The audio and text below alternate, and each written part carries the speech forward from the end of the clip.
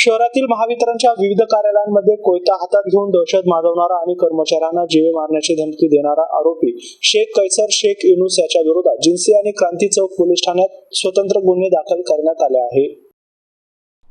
महावितरणच्या क्रांती चौक शाखा कार्यालयात कनिष्ठ अभियंता सनी लंगोटे 15 एप्रिल रोजी दुपारी 2:30 वाजेच्या सुमारास कार्यालयीन कामकाज करत होते। त्यावेळी आरोपी शेख कैसर हा तिथे आला आणि तुम्ही माझ्या गल्लीतील मीटर का काढले असं म्हणत लंगोटेंना अर्बाजची शिवीगाळ केली। त्या समजवण्याचा प्रयत्न केला असता तुम्हाला बघून घेईल आणि तुमचे मुंडके कापून टाकेल अशी धमकी कैसरने त्यांना दिली। त्यानंतर आरोपी शेख कैसर दुपारी 3 वाजेच्या सुमारास महावितरणच्या हिंसानगर शाखा कार्यालयात गेला। तेथे प्रधान तंत्रज्ञ कैलास पवार यांच्यासह यशोदास पाखरे, विशाल जाधव, पवन राठोड, ऋषिकेश गाडे, वैशाली श्रीरंग खिल्लारे, सय्यद नुसरत, अजित शेख, वैभव घुगे, शुभम आहिरे आदी कर्मचारी कार्यालयीन काम करत होते। त्यावेळी आरोपी शेख कैसरने हातात कोयता घेऊन आरडाओरडा केली।